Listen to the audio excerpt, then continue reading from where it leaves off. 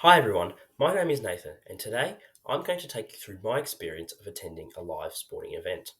Now, anyone who knows me will know that I absolutely love sport, whether it be playing, watching, or simply talking about it. So recently, when it came to choosing whether or not to attend a different sport than usual, I noticed that a range of consumer behaviour concepts could be applied. In regards to this, we're going to explore how we make decisions, what happens following the purchase, and how the overall experience shapes our sense of self. So, let's get into it. I started off by making some crucial decisions to ensure that attending a live sporting event was the right thing to do. For me, the type of consumer decisions that I was making can be classified as limited problem solving. This is where consumers will have some experience with the product, but may still consider a few different options before making a final decision. As I had attended other sporting events in the past, my evaluation mainly came down to the price and location of the game, which will be further explored in the following four stages of decision making. Number one, problem recognition. The journey of any good experience begins with recognizing the need or desire to attend a live sporting event. Personally, a keen rugby league enthusiast, I've always watched AFL from afar with little to no interest in actually attending a game. However, when the opportunity arose to see one in person, I jumped at the chance. Number two, information search. The next part involves gathering some actual information. This includes factors such as researching ticket prices online, looking at the nearest teams and their upcoming schedules, where the stadiums are like, and how one might get to the ground. I found out that there tended to be a game in Sydney in most weeks, with tickets reasonably priced and transport options aplenty. Number three, evaluation of alternatives. Following that, one must evaluate their options. This is where the different games are weighed up, the different sections of seating available are considered, and whether it would be better to watch it at a pub or maybe a friend's house. The importance of the fixture, how much tickets cost, and who I'm going to game with are all crucial factors at this point. Having found friends to go with, who had been previously, we chose an important game which was bound to have an electric atmosphere. Number four, finally, a purchase is made. Where the game is chosen, tickets are secured, and transport to and from the game is organised.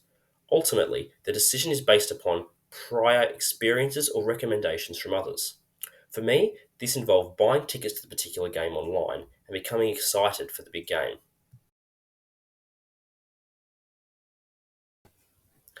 After the purchase has been made, there are a range of situational factors which come into play regarding the actual experience at the event.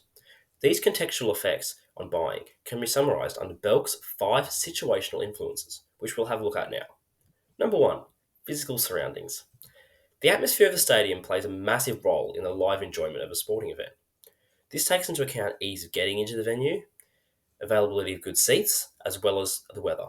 In this instance, the game was so popular it took a fair while to get in, and there were only limited seats available when the game started, which took away from how I felt at the beginning of the game. Number two, social surroundings. Next, we must consider who we're attending the game with, as this will have a massive influence on our behavioural outcomes.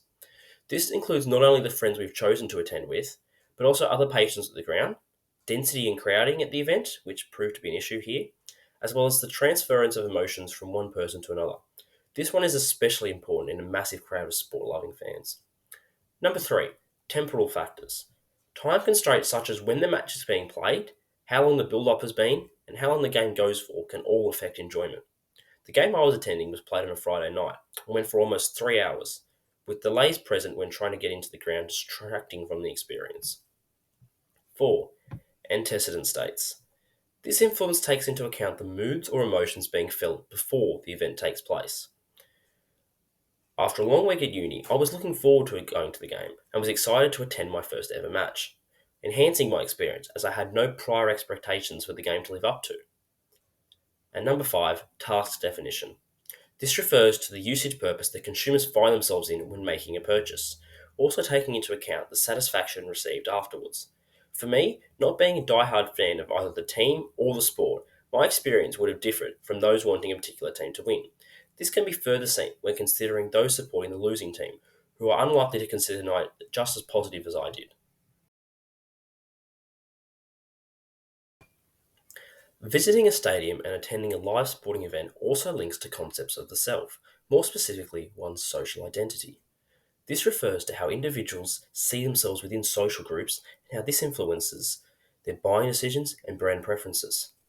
At a sporting event, a fan can reinforce their identity as part of a larger community. The sense of belonging and camaraderie with fellow supporters enhances the overall experience while potentially influencing ongoing support for the team. Social identity theory proposes that individuals gain a feeling of pride and self esteem from following a particular club. Personally, when I put on the team colours and began to cheer for them, I felt a part of something bigger, which provided me with a range of emotional and social benefits. Physically attending games can also improve social bonds and create a shared narrative among fans. This collective experience promotes a sense of unity and shared memories that can be celebrated well into the future. Personally, I found it really cool that even amongst a huge crowd of people, everyone had something in common in wanting a particular team to win. Other factors I feel which can be attached to one's social identity at a live sporting event are the traditions associated with the game.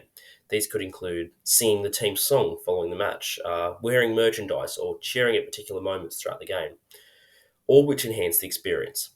It is at this point that a deeper connection is formed with both the team and fellow fans in the crowd, which can also cross into various other parts of a consumer's life. So, there you have it.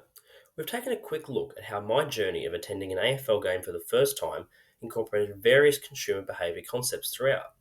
These include the decision making processes that we all go through, situational factors post purchase, as well as the social identity that is formed throughout. Next time you find yourself attending a live sporting event, take a moment to reflect on them in action and consider what other consumer behaviour concepts might be present. Thanks for watching, and bye for now.